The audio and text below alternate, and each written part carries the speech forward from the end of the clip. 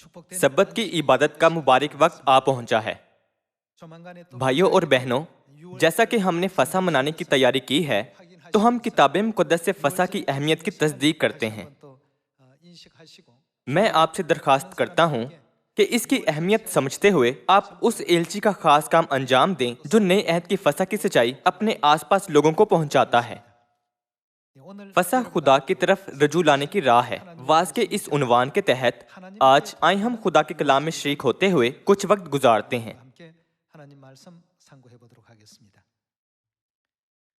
फसा के सिवा खुदा की तरफ रजू लाने की कोई राह नहीं है।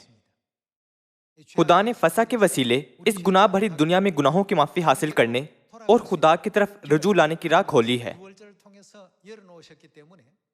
बस कलीसियाएं जो कहती हैं कि हमें फसा मनाने की जरूरत नहीं, वो हैं जो खुदा की तरफ रजू लाने से इनकार करती हैं। ये वो हकीकत है जिसे हमें वाज़ेह तौर पर समझना चाहिए। हम सवालात के जवाबात मालूम करते हैं कि कौन सी कलीसिया वाकई खुदा की इबादत करती और खुदा की तरफ रजू लाती है, और वो कौन सी सच्चाई है जिसके वसीले लोग खुदा की तरफ रजू ला सकते हैं। आज आए हम इन सवालात के जवाबात की तस्दीक किताब मुक़द्दस की शहादतों से करते हैं। हम दूसरे तवारीख की किताब के बाब 30 की आयत 1 से देखते हैं। और हिजकिय्याह ने सारे इस्राएल और यहूदा को कहला भेजा और इफ्राइम और मुनस्सी के पास भी खत लिख भेजे कि वो खुदावंद के घर में यरूशलेम को खुदावंद इस्राएल के खुदा के लिए ईद फसा करने को आएं, क्योंकि बादशाह और सरदारों और यरूशलेम की सारी जमात ने दूसरे महीने में ईद फसा मनाने का मशवरा कर लिया था, क्योंकि वो उस वक्त उसे इसलिए नहीं मना सके कि काहिनों ने काफी तादाद में अपने आप को पाक नहीं किया था और लोग भी यरूशलेम में इकट्ठे नहीं हुए थे। और ये बात बादशाह और सारी जमात की नजर में अच्छी थी। सो उन्होंने हुक्म जारी किया कि बीर सभा से दान तक सारे इसराइल में मुनादी की जाए कि लोग यरूशलेम में आकर खुदावंद इसराइल के खुदा के लिए ईद फसा करें, क्योंकि उन्होंने ऐसी बड़ी तादाद में उसको नहीं मनाया था जैसे लिखा है। सो हरकारे बादशाह और उसके सरदारों से खत लेकर बादशाह के हुक्म के मुआफिक सारे इसराइल और यहूदा में फिरे और कहते गए, ए बनी इसराइल, अब्राहम और इजहाक और इसराइल के खुदावंद की तरफ फिर रजू लाओ।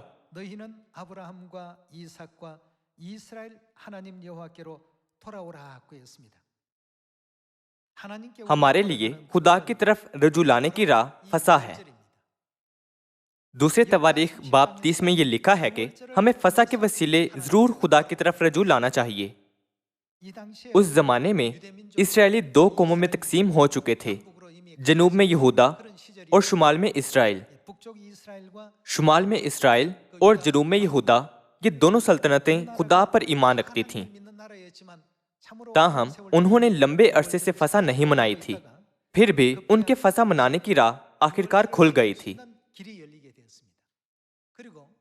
हिजकिय्याह बादशाह ने हरकारे भेजे कि इसराइल के तमाम लोगों के सामने ऐलान करें कि खुदा की तरफ रजू लाने के लिए तुम जरूर फसा मनाओ। वहां जमा हो जहां खुदा रहते हैं, खुदा की तरफ रजू लाओ।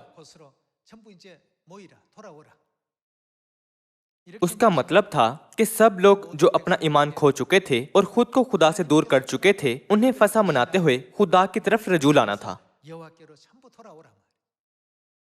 खुदा ने फसा में कई मफहूम बयान किए हैं। उनमें से एक ये है कि फसा में हमें खुदा की तरफ रजू करवाने की कुव्वत मौजूद है।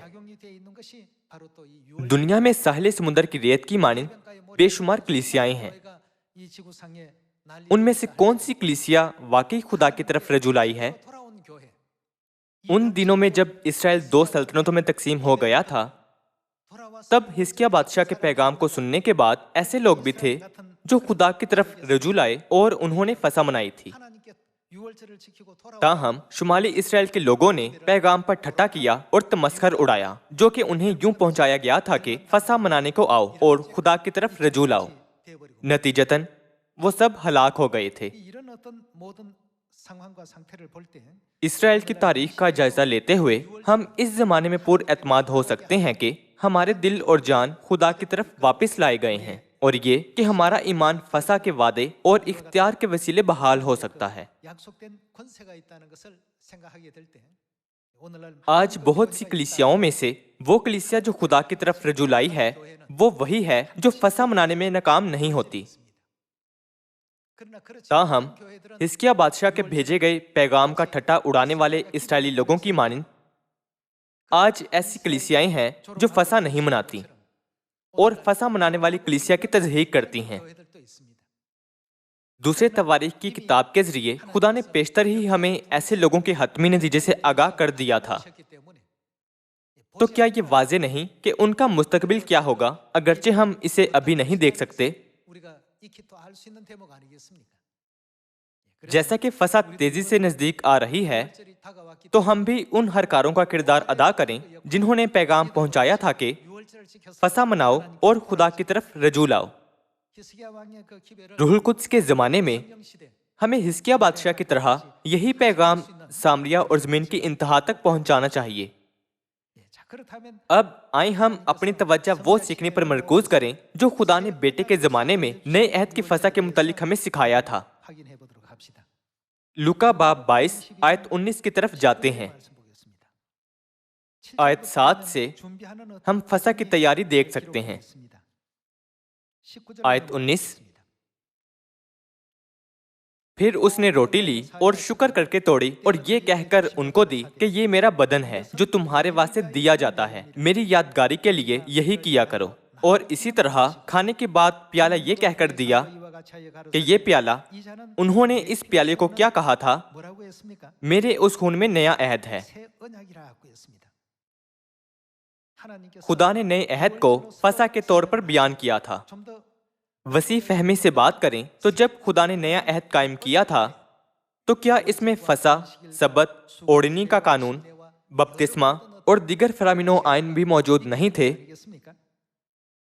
نئے عہد میں موجود بہت سی سچائیوں میں سے آج ہم اپنی توجہ فسح پر مرکوز کرتے ہیں۔ آیت 20 سے دیکھتے ہیں، اور اسی طرح کھانے کے بعد پیالہ یہ کہہ کر دیا کہ یہ پیالہ میرے اس خون میں نیا عہد ہے۔ یہ کس کے لیے قائم کی گئی ہے؟ یسوع نے کہا یہ تمہارے واسطے ہے۔ خدا نے اعلان کیا کہ انہوں نے نئے عہد کی فسح کو ساری دنیا کے انسانوں کے واسطے قائم کیا تھا۔ آج فسح کے متعدد مفہوموں میں سے آئیں ہم دوبارہ تصدیق کریں کہ خدا نے ہمارے واسطے فسح کی سچائی کو ایک راہ کے طور پر قائم کیا تاکہ ہم اپنے ایمان کو بحال کریں اور خدا کی طرف اپنے دل و جان سے رجوع لائیں۔ ہم عبرانیوں کی کتاب باب 8 آیت 7 سے خدا کی تعلیمات دیکھتے ہیں۔ عبرانیوں باب 8 آیت 7، کیونکہ اگر پہلا عہد بے نقص ہوتا، پہلا عہد پرانا عہد ہے جو کوہ سینا پر موسیٰ نے قائم کیا تھا۔ کیونکہ اگر پہلا عہد بے نقص ہوتا تو دوسرے کے لیے موقع نہ ڈھونڈا جاتا۔ دوسرا عہد نیا عہد ہے، اسی لیے نئے عہد کے لیے موقع نہ ڈھونڈا جاتا۔ پہلے عہد میں کچھ کمی تھی۔ جو کمی تھی اس کا تعلق لوگوں سے، قربانی کی نظروں اور دیگر چیزوں سے تھا۔ یہ اس حقیقت کے باعث ہے کہ یہ بذات خود حقیقت نہیں بلکہ ایک عکس تھا۔ آیت 8 سے جاری رکھتے ہیں، پس وہ ان کے نقص بتا کر کہتا ہے کہ خداوند فرماتا ہے، دیکھ وہ دن آتے ہیں کہ میں اسرائیل کے گھرانے اور یہودا کے گھرانے سے ایک نیا عہد باندھوں گا۔ یہ اس عہد کی مانند نہ ہوگا جو میں نے ان کے باپ دادا سے اس دن باندھا تھا جب ملک مصر سے نکال لانے کے لیے ان کا ہاتھ پکڑا تھا۔ نئے عہد کی خصوصیات پرانے عہد سے بالکل مختلف ہیں، اس واسطے کہ وہ میرے عہد پر قائم نہیں رہے، اور خداوند فرماتا ہے کہ میں نے ان کی طرف کچھ توجہ نہ کی۔ میں نے ان کی طرف کچھ توجہ نہ کی، اس کا کیا مطلب ہے؟ کتاب مقدس کے انگریزی ترجمے میں یہ واضح ہے کہ اس جملے کا مطلب ہے کہ خدا ہمیشہ اسرائیلیوں کے ساتھ تھے۔ وہ مسلسل ان کی دیکھ بھال کرتے، ان کی حفاظت کرتے اور جنگ میں ان کے تمام دشمنوں کو شکست دیتے ہوئے فتح دلاتے تھے۔ اگرچہ خدا نے یہ سب کیا تھا پر وہ ان کے عہد پر قائم نہ رہے تھے۔ اس وجہ سے خدا نے کیا کیا تھا؟ انہوں نے ان کی طرف توجہ نہ کی بلکہ ان سے جدا ہو گئے۔ یہ بالکل ایسا ہی ہے جیسے اسرائیل کے پہلے بادشاہ ساؤل نے ان سب باتوں کو جو خدا نے اسے کرنے کا حکم دیا تھا نہ مانا تھا، یعنی خدا کے کلام کی نافرمانی کی۔ اس کے باعث خدا کا روح ساؤل سے جدا ہو گیا تھا۔ ایک بار جب خدا ساؤل سے جدا ہو گئے تو ایک بری روح اس میں کام کرنے لگی تھی۔ ان کلمات کے مطابق ہم دیکھ سکتے ہیں کہ جو عہد میں قائم نہیں رہتے وہ یہی علامات ظاہر کرتے ہیں۔ پھر خداوند فرماتا ہے کہ جو عہد اسرائیل کے گھرانے سے ان دنوں کے بعد باندھوں گا وہ یہ ہے کہ میں اپنے قانون ان کے ذہن میں ڈالوں گا اور ان کے دلوں پر لکھوں گا، اور میں ان کا خدا ہوں گا اور وہ میری امت ہوں گے۔ میں ان کا خدا ہوں گا اور وہ میری امت ہوں گے۔ خدا کا مطلب تھا کہ اس غرض سے کہ میں ان میں ہوں اور وہ مجھ میں ہوں، یعنی دوسرے الفاظ میں ان کے خدا کی طرف رجوع لانے کے لیے خدا نے کیا قائم کیا تھا؟ خدا نے نیا عہد قائم کیا تھا۔ تاہم خدا ان کے ساتھ نہیں ہوں گے جو ان کے عہد میں قائم نہیں رہتے، اس کی بجائے وہ ان سے جدا ہو جائیں گے۔ یہودا اسکریوتی کے معاملے میں بھی ایسا ہی ہے۔ ایک بار جب بری روح اس میں داخل ہو گئی تو وہ علامات ظاہر کرنے لگا کہ اس کا ایمان بگڑ رہا تھا۔ وہ پیسوں کے لیے لالچی بن گیا تھا اور چاندی کے 30 سکوں کے عوض یسوع کو دھوکہ دینے کا سفاکانہ جرم کیا تھا۔ جب خدا کی روح نے ساؤل کو چھوڑ دیا تھا تب وہ لمحہ تھا جب ایک بری روح اس میں داخل ہو گئی اور اسے ستانے لگی تھی۔ ایسے کرب میں وہ داؤد کو بلاتا تھا جس کے ساتھ خدا تھا تاکہ وہ آ کر اس کے لیے بربت بچائے۔ بربت کی آواز سن کر لمحے بھر کو اس کے حواس بحال ہو جاتے تھے اور وہ پرسکون ہو جاتا تھا۔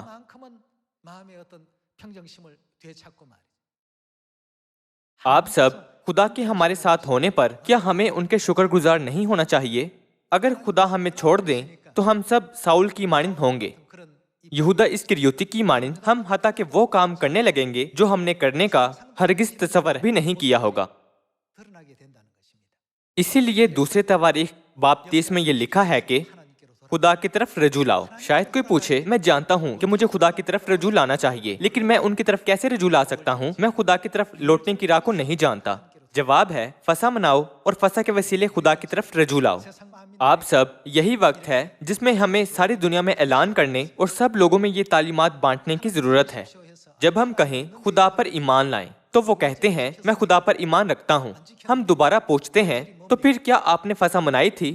وہ جواب دیں گے نہیں، میں نے نہیں منائی۔ فسح کیا ہے؟ ہمیں کہنا چاہیے کتاب مقدس سکھاتی ہے کہ فسح منائے بغیر کوئی خدا کی طرف رجوع نہیں لا سکتا۔ کیا آپ نے اسے کبھی کتاب مقدس میں دیکھا ہے؟ وہ پوچھیں گے کیا یہ واقعی کتاب مقدس میں لکھی ہے؟ بے شک یہ لکھی ہے۔ تب ہم دوسرا تواریخ باب 30 کھول کر بیان کر سکتے ہیں کہ جو فسح نہیں مناتے وہ ہرگز خدا کی طرف رجوع لانے والے نہیں بن سکتے ہیں۔ ہمیں انہیں ان کی موجودہ صورتحال کی اصلیت سے آگاہ کرنا چاہیے۔ عبرانیوں باب 8 میں بخشے گئے خدا کے کلام کے مطابق خدا نے کہا اس واسطے کہ وہ میرے عہد پر قائم نہیں رہے، اور خداوند فرماتا ہے کہ میں نے ان کی طرف کچھ توجہ نہ کی۔ کتاب مقدس کے کوریائی ترجمے میں یہ کہا گیا ہے کہ خدا نے ان کی دیکھ بھال کرنا جاری نہ رکھا، تاہم کتاب مقدس کے انگریزی ترجمے میں یہ کہا گیا ہے کہ وہ ان سے جدا ہو گیا تھا۔ چونکہ خدا نے ان کی صرف کچھ توجہ نہ کی تو آئندہ کو وہ خدا کی نگہداشت میں نہ رہے۔ خدا نے ان کی فکر کرنی ہی چھوڑ دی تھی۔ اس سے کیا ہم سمجھ نہیں سکتے کہ جب شیطان اور بری روحیں ان میں داخل ہوتی ہیں تو اس سے ان میں ہر قسم کی عجیب چیزیں رونما ہونے لگتی ہیں۔ ہمیں ان لوگوں کو جو خدا کی طرف رجوع لانا اور ان پر سچا اعتقاد رکھنا چاہتے ہیں فسح سکھانی چاہیے۔ ہمیں ایسا کرنا چاہیے کیونکہ یہی وہ طریقہ ہے جس سے کوئی خدا کی طرف رجوع لا سکتا ہے۔ میں خلوص دل سے آپ سب سے درخواست کرتا ہوں کہ اسے پورا کرنے میں شریک ہوں۔ جیسا کہ یہ کتاب مقدس میں درج ہے کہ جب انہوں نے فسح نہیں منائی تھی تو خدا نے ان کی طرف توجہ نہ کی اور وہ خدا کی طرف رجوع نہ لا سکے۔ چونکہ وہ خدا کی طرف رجوع لانے میں ناکام رہے تو وہ خدا کے لوگوں میں سے کاٹ ڈالے گئے۔ گنتی کی کتاب کے باب 9 سے دیکھتے ہیں، باب 9 آیت 11۔ وہ دوسرے مہینے کی 14ویں تاریخ کی شام کو یہ عید منائیں اور قربانی کے گوشت کو بے خمیری روٹیوں اور کڑوی ترکاریوں کے ساتھ کھائیں۔ آیت 12۔ وہ اس میں سے کچھ بھی صبح کے لیے باقی نہ چھوڑیں اور نہ اس کی کوئی ہڈی توڑیں، اور فسح کو اس کے سارے آئین کے مطابق مانیں۔ آیت 13 لیکن جو آدمی پاک ہو اور سفر میں بھی نہ ہو اگر وہ فسا کرنے سے باز رہے اس شخص کے ساتھ کیا ہوتا ہے جس کے پاس فسا نہ منانے کی معقول وجہ موجود نہ ہو تو وہ آدمی اپنی قوم میں سے کاٹ ڈالا جائے گا کیونکہ اس نے معین وقت پر خدا کی قربانی نہیں گزرانی سو اس آدمی کا گناہ اسی کے سر لگے گا اور اگر کوئی پردیسی تم میں بود و باش کرتا ہو اور وہ خداوند کے لیے فسا کرنا چاہے تو وہ فسا کے آئین اور رسوم کے مطابق اسے مانے تم دیسی اور پردیسی دونوں کے لیے ایک ہی آئین رکھنا جیسا کہ ہم یہاں دیکھ سکتے ہیں کہ خدا نے شریعت میں بیان کیا تھا کہ اس شخص کے ساتھ کیا ہوگا جو فسا منانے سے باز رہتا ہے خدا کہتے ہیں وہ شخص اپنی قوم میں سے کاٹ ڈالا جائے گا زیادہ تر لوگ روحانی جہان میں اپنے مستقبل کا ادراک کرنے میں ناکام رہتے ہیں کیونکہ وہ صرف اس جسمانی جہان کی چیزوں پر توجہ کرتے ہیں یوں شاید کچھ کہیں اس سال اگر میں فسا منانے میں ناکام رہا تو میں اسے اگلے سال منا سکتا ہوں وہ یہ پہچان نہیں پاتے کہ روحانی جہان میں خدا انہیں چھوڑ رہے ہیں کتاب مقدس کہتی ہے کہ خدا یقیناً انہیں چھوڑ دیں گے جو ان کے عہد میں قائم نہیں رہتے پرانا عہد ایک عہد ہے اور نیا عہد بھی ایک عہد ہے چاہے یہ پرانا عہد ہو یا نیا عہد خدا کہتے ہیں کہ جو ان کے عہد میں قائم نہیں رہتے وہ انہیں چھوڑ دیں گے ہم وہ روحیں ہیں جنہوں نے آسمان میں سنگین گناہ کیے تھے اور اس زمین پر پھینک دی گئی تھیں خدا نے ہم پر رحم کیا اور مجسم ہوتے ہوئے اور آسمان کو واپسی کی راہ سکھاتے ہوئے تمام بنی آدم کے لیے آسمان پر جانے کے دروازے کھول دیے انہوں نے اعلان کیا تھا کہ اس طرح سے میں آسمان کے دروازے کھولوں گا اس لیے تمہیں میرے عہد میں قائم رہنا چاہیے اس کے علاوہ ماضی کے تمہارے سب گناہ اور خطائیں معاف ہوں گی اور میں انہیں پھر کبھی یاد نہ کروں گا میں تمہیں ہمیشہ کی زندگی بخشوں گا اور جو توبہ کرتے اور میری طرف رجوع لاتے ہیں میں انہیں ابن آدم کا گوشت کھانے اور اس کا خون پینے کی اجازت دوں گا کیا خدا نے اس طرح سے فسا قائم نہیں کی تھی ہم سب کو نئے عہد کی سچائی کی طرف رجوع لانا چاہیے خدا نے ان کے لیے خاص نعمت کا وعدہ کیا ہے جو ان کی طرف رجوع لاتے ہیں خدا کے فضل سے بھرپور کیا وہ خاص نعمت ہمیشہ کی زندگی نہیں ہے یوحنا باب 6 آیت 54 سے ہم خدا کے کلام کو دیکھنا جاری رکھتے ہیں جو میرا گوشت کھاتا اور میرا خون پیتا ہے ہمیشہ کی زندگی اس کی ہے اور میں اسے آخری دن پھر زندہ کروں گا کیونکہ میرا گوشت فی الحقیقت کھانے کی چیز اور میرا خون فی الحقیقت پینے کی چیز ہے جو میرا گوشت کھاتا اور میرا خون پیتا ہے وہ مجھ میں قائم رہتا ہے اور میں کس میں اس میں یسوع نے کہا جو میرا گوشت کھاتا اور میرا خون پیتا ہے میں اس شخص میں قائم رہوں گا خدا نے وعدہ کیا ہے میں مکمل طور پر اس میں قائم رہوں گا اور اسے نہ چھوڑوں گا جیسے میں نے ساؤل کو چھوڑ دیا تھا یہ خدا کا وعدہ ہے اور میں اس میں آیت 57 جس طرح زندہ باپ نے مجھے بھیجا اور میں باپ کے سبب سے زندہ ہوں اسی طرح وہ بھی جو مجھے کھائے گا میرے سبب سے زندہ رہے گا جو روٹی آسمان سے اترے یہی ہے باپ دادا کی طرح نہیں کہ کھایا اور مر گئے جو یہ روٹی کھائے گا وہ اب تک زندہ رہے گا ہمیں ہمیشہ ضرورت ہے کہ خدا ہمارے ساتھ رہیں ایسا کرنے کے لیے کیا ہمیں پہلے خدا کی طرف رجوع نہیں لانا چاہیے اگر کوئی کہتا ہے میں خدا کی طرف رجوع نہیں لاتا کیونکہ میں نہیں جانتا کہ کیسے لاؤں ہمیں کہنا چاہیے تو پھر فسا منائیں فسا ایسا کرنے کی راہ ہے ہمیں دوسرا تواریخ باب 30 کھولنا چاہیے اور ہر ایک کو یعنی اپنے والدین کو خاندانی اراکین کو دوستوں کو پڑوسیوں کو اور جان پہچان والوں کو بتائیں کہ فسا کو جانیں ہمیں ہرگز کسی سے یہ نہیں کہنا چاہیے کہ میں آسمان پر نہیں جا سکتا کیونکہ میں نہیں جانتا تھا کہ وہاں کیسے لوٹوں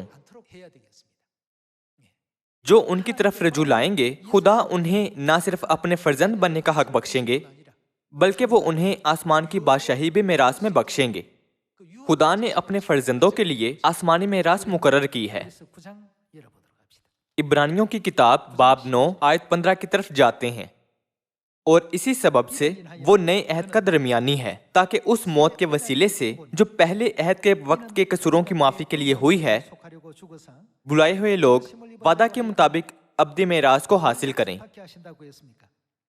ان سے کیا حاصل کرنے کا وعدہ کیا گیا تھا؟ ابدی میراث۔ ابدی میراث سے مراد آسمان کی بادشاہی ہے۔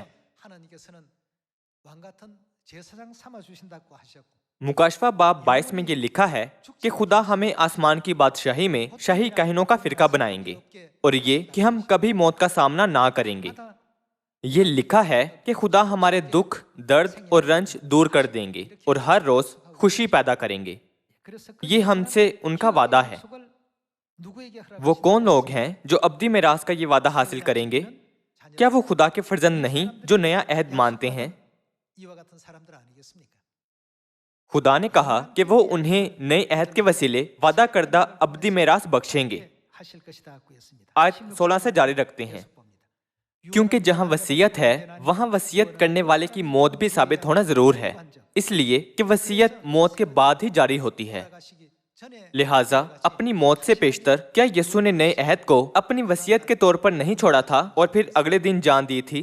عبرانیوں باب 9 میں یہ بیان کیا گیا ہے کہ خدا نے ان کے لیے آسمان کی بادشاہی کی ضمانت دی ہے جو نئے عہد میں قائم رہتے ہیں اور آخر تک نئے عہد کو تھامے رکھتے ہیں۔ تاہم خدا ان لوگوں سے کیا کرنے کو ہیں جو نئے عہد پر قائم نہیں رہتے؟ خدا نے کہا کہ وہ ان کی طرف کچھ توجہ نہ کریں گے۔ جب آیت میں کہا گیا کہ خدا ان کی طرف کچھ توجہ نہ کریں گے تو اس کا مطلب ہے کہ خدا آئندہ ان کی دیکھ بھال نہیں کریں گے۔ خدا ان کی دیکھ بھال کرنا جاری نہ رکھیں گے کیونکہ وہ ان سے جدا ہو جائیں گے۔ اس کا مطلب ہے کہ خدا مزید ان کی فکر نہ کریں گے۔ اسی لیے یہودا اسکریوتی ہر طرح کی بری روح کے قبضے میں چلا گیا اور یسوع کو بیچ ڈالا، اور ساؤل اپنی عقل کھو بیٹھا تھا کیونکہ خدا کی روح نے اسے چھوڑ دیا تھا۔ ایسے لوگ مزید امتیاز نہیں کر سکتے۔ جب خدا اس کے ساتھ تھے تو اس کے پاس بڑا اختیار تھا اور ہمیشہ محفوظ رہتا تھا۔ ہر جنگ میں فتح پانے میں خدا نے اس کی مدد کی۔ تاہم جب خدا اس کے ساتھ نہیں تھے، لڑائی میں اسے ایک تیر لگا اور وہ مارا گیا۔ آخر کار کیا اس کا ایسا ہولناک انجام نہیں ہوا تھا؟ آج ہمیں ذہن میں رکھنا چاہیے کہ فسح ایک انمول سچائی ہے جو ہماری روحوں کو خدا کی طرف رجوع لانے کے قابل بناتی ہے۔ حالانکہ ہم نے آسمان میں گناہ کیا تھا اور اس زمین پر پھینک دیے گئے تھے۔ خدا وعدہ کرتے ہیں کہ اگر فسح کے وسیلے تم میری طرف رجوع لاؤ تو میں تم کو اپنے لوگوں کے طور پر قبول کر لوں گا، میں تم میں قائم رہوں گا اور تم مجھ میں۔ میں اپنا گوشت اور خون تمہیں کھلاؤں گا اور میں تمہارے ساتھ ایک بدن بن جاؤں گا۔ آسمان میں بادشاہی کرنے کے لیے میں تمہیں شاہی کاہنوں کے فرقے کا خطاب بھی دوں گا۔ اس کے علاوہ میں تمہیں ہمیشہ کی زندگی بھی دوں گا۔ اپنے عہد میں قائم رہنے والوں کو خدا جو بخشتے ہیں وہ واقعی غیر معمولی ہے۔ تاہم اہل زمین کے لیے یہ غیر معمولی موقع موجودہ ماحول کی نسبت حقیقت پسندانہ نہیں لگتا ہے، اسی لیے وہ اسے کوئی معمولی چیز گردانتے ہیں۔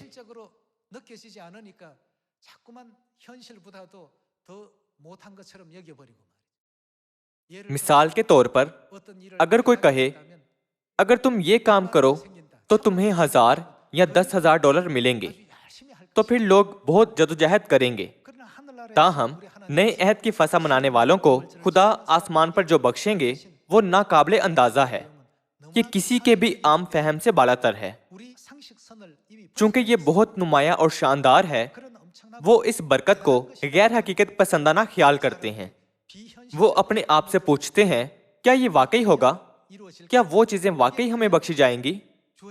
خدا کبھی جھوٹ نہیں بولتے۔ ایک بار خدا نے کہا کہ وہ ہمیں کچھ دیں گے تو وہ یقینی طور پر اسے ہمیں دیں گے۔ ایک بار خدا کہیں کہ وہ کچھ تکمیل کریں گے تو وہ اسے تکمیل تک پہنچائیں گے۔ کیا اسی لیے ہمیں ایمان کی ضرورت نہیں ہے؟ ہمیں ضرور ایمان رکھنا چاہیے۔ یہ فسح جو خدا نے ہمیں بخشی ہے خدا کی طرف رجوع لانے کی واحد راہ ہے۔ ہم تمام بنی آدم کے سامنے پکاریں کہ صہیون کو واپس آؤ اور خدا سے ملو، خدا کی طرف رجوع لاؤ۔ ہم پرفضل طور پر فسا کی منادی کریں جسے خدا نے ہمیں منانا بخشا ہے۔ جب خدا نے ہمیں بلایا تھا تو ہمیں خادم کا خطاب بخشا گیا تھا۔ ہم کس قسم کے خادم ہیں؟ گاڑیاں بنانے والے خادم ہیں، بحری جہاز بنانے والے خادم ہیں۔ ہم دوسرے کرنتھیوں کی کتاب باب 3 آیت 6 دیکھتے ہیں۔ یہ کہا گیا ہے کہ جس نے ہم کو نئے عہد کے خادم ہونے کے لائق بھی کیا۔ خدا نے ہمیں کھیتوں کے خادم ہونے کے لیے نہیں چنا، اس کی بجائے یہ کہا گیا ہے کہ جس نے ہم کو نئے عہد کے خادم یعنی نئے عہد کے کارکن ہونے کے لائق بھی کیا۔ لفظوں کے خادم نہیں بلکہ روح کے، کیونکہ لفظ مار ڈالتے ہیں مگر روح زندہ کرتی ہے۔ خدا نے ہمیں اس نئے عہد کا کام کرنا بخشا ہے جو زندگی دیتا ہے۔ صاف صاف کہیں تو نئے عہد کی فسا بنی آدم کے لیے خدا کی طرف رجوع لانے کی واحد راہ ہے۔ فسا میں بے شمار وعدے ہیں۔ فسا طاقتور ہے چونکہ اس کا وعدہ صرف اس زمین پر ہی نہیں بخشا گیا ہے بلکہ ابدی آسمان کی بادشاہی تک بھی رہے گا۔ تو مہربانی سے فسا کے لیے پیشتر ہی پرفضل تیاری کریں۔